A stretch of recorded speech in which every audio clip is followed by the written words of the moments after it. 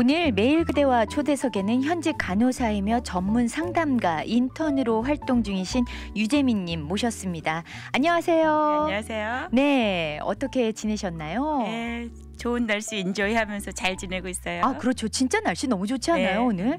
아, 안 그래도 지금 우리 상담사님께서 제 이 목소리를 들으면서 그 날씨가 얼마나 좋은지 즐겨 하시는 게 다 느껴진다라고 말씀을 네. 해주셨잖아요. 오늘 아마 이렇게 저처럼 좀 들떠서 지내시는 분들이 많지 않을까 싶어요. 그렇죠? 어떡하죠? 오늘 주제가 근데 조금 약간 우울한 것 같기도 하고. 뭐 그럴 수도 있지만 또 그거 들으면서 약간 좀 컴다운하는 그런, 네. 좀 그런 날을 좀 삼을까요? 그렇다면 오늘 약간 네. 무거울 수도 있겠다라고 말씀하신 그 주제가 뭘까요? 네, 오늘 주제는요. 네. 우리 마음속에 있는 어린아이 돌보기라는 아, 주제예요. 내 마음속에 있는 어린아이 돌보기. 네. 약간 감은 오지만 사실 무슨 뜻이지 예, 싶거든요. 네. 이게 도대체 예. 무슨 뜻인가요? 영어로는 inner child라 그래요. 네. 그래서 이제 우리가 어려서 자라면서 어떤 상처받은 면들 있잖아요. 그렇죠. 그러면은 나의 그 부분의 마음은 그 어린 나이에 딱 머물러 있는 거예요. 그래서 어른이 되면서도 육체적으로 정신적으로는 어른이 됐지만 네. 이모셔널리 감정적으로는 그 부분이 어린아이로 반응하는 거예요. 아, 예. 그러니까 보면 이렇게 보면은 굉장히 어르신이고 점잖아 보이시는데 어떤 특수한 상황이나 네. 어떤 환경이 부딪힐 때 갑자기 돌변한다거나 네, 뭐 예. 좀 그럴 때 그게 약간 좀 상처에서 나오는 그렇죠. 행동들인가요? 예. 그 어린아이의 그 내 아팠던 과거의 기억이 네. 나를 거기서 묻고 있는 거예요. 그렇군요. 그래서 보통 이제 우리 그 낮은 자존감이나 이렇게 그렇다면 이런 게 약간 좀 피터팬 증후군 이런 것과 좀 비슷한 건가요? 그렇죠. 피터팬 증후군은 자기가 잘하기 싫은 거거든요. 네. 근데 이거는 자기가 느끼지 못하는 상태에서 어린아이의 모습이 갇혀 있는 거예요. 아, 약간은 달라요. 아, 그렇군요. 네. 비슷하지만 약간은 다를 수 있다. 네, 예. 저희 7209님이 혹시 피터팬 증후군인가요? 라고 올려주셔서 네. 제가 한번 여쭤본 거예요. 네. 그렇다면요, 그렇게 어린아이 같은 모습을 갖게 되는 이유가 도대체 뭘까요? 네, 이제 갖게 되는 이유는 예를 들어서 제가 어떤 가정을 설명해 드릴게요. 네. 저번에도 엮이는 가정 많이 설명해 드렸었는데 네. 이제 어려서 예를 들어서 아버지가 술을 많이 드시고 들어오면 조용했던 가정이 갑자기 이제 풍지박산이 나죠. 그날은. 그렇죠. 무서운 날이죠. 네, 그럼 애들은 그냥 막 벌벌 떨고 방으로 피하고 네. 뭐 이제 이래고 그 다음 날 학교에 가면 밤새 집에서는 이런 어려움이 있었는데 학교 가서 누구한테 말도 못하고 그렇죠. 어려서 그냥 그렇게 지냈던 시절이 있는 사람들, 즉 이제 그 부모님이 술이나 도박 뭐 여러 이유는 많이 있어요. 그렇겠네요. 아니면은 워커홀릭, 너무 일에만 몰두하신 네, 분들. 아니면 레이저홀릭, 그거는 분노 조절 장애가 있으신 네. 부모님. 그래서 거기서 자란 아이들이 내 감정을 드러내지 못하는 그런 경향이 있고, 네. 항상 이렇게 억압받았잖아요. 그렇죠. 그래서 이런 것들이 다 그 어린아이의 수준에 머물러 있게 되는 거예요. 더 이상 자라지를 못하는군요. 네, 예. 그러니까 정상적인 아이들이 자라듯이 그런 어떤 감정적인 면에서 자라지 못하는 것. 네, 예. 아, 그래서 그게 바로 내 속에 있는 어린아이다. 네. 그렇군요. 그렇다면은 도대체 그 엮이는 가정에서 자란 그 자녀들은 그러면은 저도 옛날에 어떤 프로를 본 것 같은데 굉장히 또 부모와 상반된 어떤 역할들을 좀 감당하게 되는 것 같기도 해요. 예. 제가 네. 대표적으로 몇 가지 이런 가정에서 자란 사람들의 그 어린아이가 살아남기 위해서 택해야 됐던 그 역할들을 좀 얘기해 드릴게요. 네. 벌써 거기에는 말만 들어도 슬퍼요. 살아남기 위해서. 예, 예. 그래서 이제 첫 번째는 완벽주의자. 아, 뭐든지 잘해야 돼요. 그래야 내가 잘하면 컨트롤을 계속 할 수 있다. 이런 케어릭하게 되지 않고 컨트롤할 수 있다. 그래서 완벽주의자. 아니면은 어떤 아이는 그냥 반항아로 남게 돼요. 계속해서. 예, 부모님에 네. 대한 그 복수, 분노. 어떻게 보면 분노, 네. 예, 이런 게 반항으로 나오고 또 어떤 사람은 희생양, 그냥 늘 당하는. 네, 자기 부모님들이 이런 말 하실 수 있죠. 너만 안 태어났으면 네. 우리 집이 이렇게 안 됐다. 이런 식으로. 그럼 그 사람은 그냥 이 모든 비난을 자라면서 평생 갖는 거죠. 그렇네요. 네. 그리고 또 미아라 하면 lost child. 버려지는? 아니요. 감정적으로 버려진 거죠. 몸은 진짜요? 집에 살고 있지만 네. 이 사람이 집에 있는지 없는지 아예 존재감조차 없어요. 네, 그런 경우. 아니면 이제 영웅, 히어로나 픽서가 돼갖고 집안에 무슨 일이 있으면 아이가 부모를 이렇게 보호하는 거예요. 네, 케어하고. 네, 그렇게 나서는 거. 네. 아니면은 대리모, 대리부. 그런 역할, 그러니까 엄마 아빠의 역할을 대신하는. 예, 그러니까 엄마가 만약에 아버지한테 이렇게 많이 학대를 당하셨으면 아들이 그 아버지의 빈자리를 어머니를 위로하는 그 감정적인 남편이 돼서 그렇군요. 예, 보호해주는 그런 거. 예가 정말 많죠. 그런데요, 상담사님 말씀을 듣다 보니까 사실은 제 주변에도 좀 그런 아이들이 있거든요. 근데 그 아이들에게 이렇게 다가가서 얘기를 해보면 여전히 부모의 그런 핍박이나 어두운 환경에 살면서도 내가 어떻게 얼마나 잘못된 환경에 있는지 잘 인식을 못하고요. 그냥 무조건적인 부모는 내가 좀 보호하고 사랑해야 되는 존재, 약간 좀 이런 거에 억눌려 있는 것 같은 느낌이 들거든요. 어려서 이제 우리가 자라면서 보는 가정이 이 어린아이한테는 자신의 가정이 유일한 가정인 거예요. 그렇죠. 그러니까 정상적인 가정과 비교할 능력도 없고 보지도 못했고 그래서 이게 정상으로 알고 살았는데 어려서는 그렇게 했는데 어른이 돼서 보니까 이제 이건 아니었을 수도 있구나. 그런데 그 부모님에 대한 그 충성심? 어디 가서 우리 부모님을 막 흉보고 다니면 내가 이상한 사람 되는 것 같아요. 그렇죠. 그렇죠. 그 동질감을 느끼니까. 그 도덕적인 그런 마음 이런 것이 턱거바울 하지 못하게 계속 누르고 있어요. 그렇군요. 무의식적으로. 그러다 보니까 자꾸만 이중적인 모습들이 드러날 수밖에 없겠네요. 그렇다면은 이렇게 엮이는 가정에서 자란 자녀들은요. 어떤 심리 상태가 될까요? 그래서 그 이제 이너 차일드 트라우마를 받은 이너 차일드의 특징은 첫 번째는 낮은 자존감이에요. 아무래도요. 왜냐하면 집에서는 이런 끔찍한 일이 뭐 하루가 멀다 며칠이 멀다 하고 일어나는데 남 앞에서는 아무 일 없었던 것처럼 행세를 해야 되니까 마스크를 쓰고 있는 느낌 항상. 그래서 평온한 것처럼 보여야 되는데 사실 내가 이 마스크를 벗으면 저 사람들이 나를 좋아할까? 이런 마음. 그래서 본인에 대한 그 자존감을 자신할 수 없는 거예요. 나는 괜찮은 사람이 아닐 수도 있어. 이렇게. 그리고 두 번째는 이제 수치심. 들 수밖에 없죠. 이게 본인이 초래한 게 아니거든요. 그렇죠. 사실은 부모님이 부모로서 책임을 못 져주고 이런 상황을 만드는 건데 부모님이 만들어놓은 수치심이 나한테 전이 되는 거예요. 그대로. 그래서 예를 들어서 이제 어떤 사람은 어디 학교에서 뭐 리트릿 이런 거 갔다 왔나 봐요. 한 이틀. 근데 아버지랑 같이 살았는데 아버지가 술을 드시고 별 신경을 안 쓰는 그런 아버지. 자신이 이제 학교에서 모든 아이들이 다 픽업 되기를 이제 기다리고 있는데 우리 아버지만 안 오시는 거예요. 나를 데리러. 그 한참 있다가 애들 다 간 다음까지 기다렸다가 말없이 이제 집으로 걸어간 아이. 너무 가엾네요. 그렇게 또 수치심을 느끼고 또 이제 행복에 대한 불안감. 그럴 수밖에 없겠네요. 아버지가 술을 안 드셨을 때는 온 집안이 다 평안하고 행복해요. 그런데 어느 날 갑자기 이제 술 드시고 들어오신 날은 이 평화가 갑자기 깨지는 거죠. 그래서 이런데 자꾸 반복적으로 노출됐던 어린아이는 내가 이제 어른 돼서 좋은 일이 나한테 일어나잖아요. 왠지 모르게 불안해요. 그 순간을 못 즐기는군요. 이 행복이 얼마 있다가 깨질 것 같은 느낌이 내가 살면서 경험했던 경험이기 때문에 즐길 수가 없어요. 진짜 불행하네요. 그리고 하나 더 첨부한다면 이제 완벽주의자라고 그랬잖아요. 그렇죠. 이거와 그 미루기 습관이 같이 가요. 진짜요?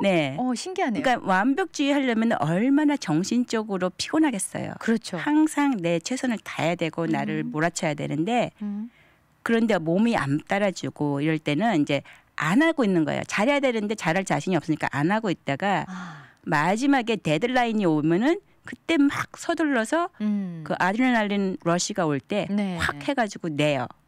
그러면 또 이제 잘 하긴 했는데 익스큐즈가 생겨요. 혹시라도 조금 못 부족했을 경우 시간만 더 있었으면 나는 더 잘할 수 있었어. 뭔가 핑계거리를 조금만 만드는군요. 그래서 이건 같이 가게 돼 있어요. 그렇군요. 좀 신기하네요. 완벽주의와 미루기 습관이 함께 간다.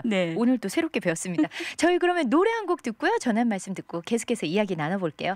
네, 오늘 유재민 상담사님과 함께 내 마음속 어린아이 돌보기라는 주제로 이야기를 나눠보고 있는데요. 엮이는 가정에서 자란 우리 아이들 얼마나 많은 그 마음의 상처를 입고 자라는지 얘기 듣는 중에도 정말 화가 나기도 하고 좀 속상하기도 하고 막 그렇거든요. 그렇다면요. 그럼에도 불구하고 이렇게 상처받은 아이들이 치유될 수 있는 방법이 분명히 있지 않을까요? 그렇죠? 그래서 후반부에는 이제 제가 그 치유 단계법을 좀 나눠볼까 해요. 진짜 여기 달라스에 사시는 많은 우리 교포분들 삶에 얽매이다 보니까 자녀들 잘 돌보지 못해서 또 아픈 유년 시절을 겪게끔 하는 이런 경우들이 많이 있잖아요. 근데 이 어린아이들을 다시 어린 시절로 되돌릴 수는 없잖아요. 저희가. 그러니까 어떻게 해야 될까요? 그러니까 이것은 이제 우리 자녀들이 이미 피해를 봤지만 오늘의 포인트는 내 안에 있는 어린아이를 돌봐서 내가 같은 상처를 우리 자녀들한테 주지 않자는 취지에서 내 속에 있는 어린아이를 돌보는 법을 나눠볼까 해요. 그러면 먼저 아이의 상처도 중요하지만 내가 먼저 온전히 치유되지 않고서는 그게 계속해서 그렇죠. 내 안에 있는 아이가 계속 괴롭힐 테니까. 대물림을 하니까 내 안에 있는 아이를 치유하는 첫 번째 방법은요. 내가 어려서 받았던 상처들을 내가 믿을 만한 사람들한테 가서 얘기하고 나누는 거예요. 그래서 믿을 만한 사람들이 옆에 정말 있으면 다행이고 없으시면 상담사 같은 저 같은 사람들 이런 비밀을 보장해 줄 수 있는 사람한테 가서 내가 이래서 아팠어. 이런 일이 있었는데 너무너무 힘들었어. 이렇게 말로 얘기를 하면 어려서 집안에서 그런 풍파가 났을 때 어디 가서 얘기할 수 없었잖아요. 그렇죠. 그러면 우리 가정에서 일어난 일은 가정에서만 있어야 된다. 그런 이상한 룰을 믿고 있었어요. 맞아요. 왜 밖에 나가서 해결해. 근데 사실 그걸 지키다 보니까 내가 이렇게 힘든 게 된 거거든요. 병든 거죠. 그래서 믿을 만한 사람 아무나 아니에요. 맞아요. 믿을 만한 사람한테 얘기할 때마다 그 아픔이 조금씩 줄어들어요. 그렇네요. 그러니까 상처에 약을 바르듯이 자꾸만 드러내고 알려야 내 안에 쌓여있던 나쁜 감정들이 좀 나온다는 얘기인 거죠. 그렇군요. 첫 번째 단계는 그거고 그리고 또 이제 자꾸 알림으로써 어려서는 무시됐던 감정들이 인정받는 거예요. 그 작업까지 인정받고 두 번째 단계는 이렇게 알렸으면 이 어린 시절의 잘못 이런 상처들이 내 잘못이 아니라는 게 또 이제 알아졌고 그 다음에는 이제 내가 그 상처받은 아이라는 거를 내 스스로 인정하고 내가 사랑해주기로 결정하는 거예요. 사실은 그 부분이 굉장히 힘든 거잖아요. 그래서 스스로한테 만약에 예를 들어서 이제 어렸을 때 내 어린 사진 뭐 이렇게 화려한 사진은 아니었어도 내가 좀 이런 나 너무 좋았어. 그런 사진 같은 거 하나를 뭐 많이 이렇게 고투를 해갖고 하나 정도를 찾아서 지갑에 넣고 다니거나 잘 때 침대 옆에 놔두세요. 그리고 자꾸 그 아이를 보면서 I love you, I hear you, I am sorry, thank you. thank you는 이제 포기하지 않고 지금까지 살아준 거 고마워. 또 I forgive you. 상처로 인해서 내가 많이 반응했을 수도 있잖아요. 그거 괜찮아. 너는 몰라서 그렇게 행동한 거야. 스스로에게 퍼미션을 주셔요. 그렇군요. 그러니까 자기 자신을 인정하고 또 고백하고 용납하고 또 받아들이고 사랑하고 그 관계까지 이거 굉장히 어려울 것 같아요.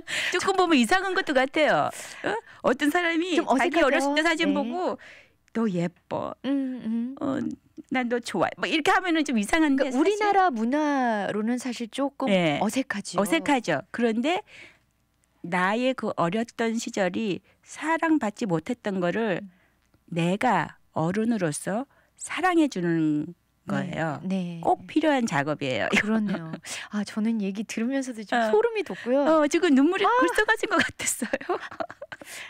그러니까 제 스스로에게도 네. 그렇게 칭찬하거나 너의 잘못이 아니었어, 용서해줄게 이런 거를 많이 하지 못했던 것 그럼 같아요. 우리 잘 못해요. 그러니까 아마 상담사님이 말씀하시는데 네. 그 말에 위로를 받은 것 같아요. 너무 좋네요. 이렇게 말에 위력이 있어요. 그렇네요. 네. 그렇네요. 네. 그리고 세 번째 단계는 어려서 있었던 긍정적인 기억들 네.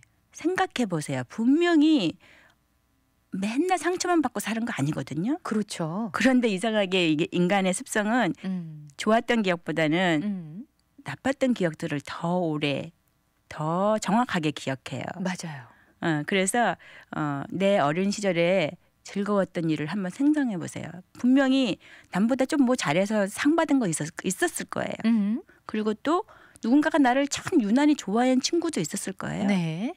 친척도 있었을 거고. 맞아요. 그런 기억들을 많이 생각해내서 좋은 기억의 라이브러리를 만드세요. 아, 그렇네요. 네. 그리고 네 번째로는 이 어린아이에게 있는 특성. 그거는 이제 천진난만하고 웃기 잘하고 사람을 잘 믿고. 네, 맑고 깨끗하죠. 네, 예. 그리고 또 노는 거 좋아하고 조금 부주의해도 그것도 좀 그냥 뭐 용납이 되고. 네, 이런 좋은 특성이 꼭 버려야 될 건 아니거든요. 네. 살면서 건강한 성인이 가져야 될 특성이에요. 이런 걸 다시 개발할 수 있도록 어려서 해보고 싶었는데 못했던 것들이 있으면 그거 해보시는 거 중요해요. 아, 그게 늘 한이 될 수도 있겠네요. 진행자님은 어려서 혹시 나 이거 꼭 해보고 싶었는데 못했던 거 있어요? 저는 어릴 때 뭐 여러 차례 얘기했지만 좀 많이 아팠었기 때문에 이렇게 밖에서 많이 막 뛰어놀고 이런 거를 좀 자유롭게 못했어요. 병원을 많이 다녀서. 그러니까 그런 걸 좀 많이 해보고 이렇게 싶다. 이렇게 건강하고 예뻐 보이는데 그런 히스토리가 있었네요. 그러니까 좀 약간 허약 체질이어서 그랬었는데 많이 뛰어놀고 싶고 좀 자연에서 많이 즐기고 싶고 그런 게 좀 소원이었던 것 같아요. 그러면 그런 걸 가서 네. 해보세요. 제가 또 보는 클라이언트 중에는 어려서 이렇게 생일 파티를 엄마가 자기 브라더는 해줬는데 자기는 한 번도 안 해줬대. 차별을 받았군요. 네. 아, 형제지간에. 예, 아버지가 이 첫째에 대한 그 분을 사랑이. 너무 사랑하니까 엄마는 역으로 그렇게 하고 그래서 근데 자기가 이제는 남한테도 생일 파티를 잘 주선해 준 사람이 되고 네. 또 항상 자기 어려서 못했던 그런 게임 같은 거 있잖아요. 네네. 볼링 게임.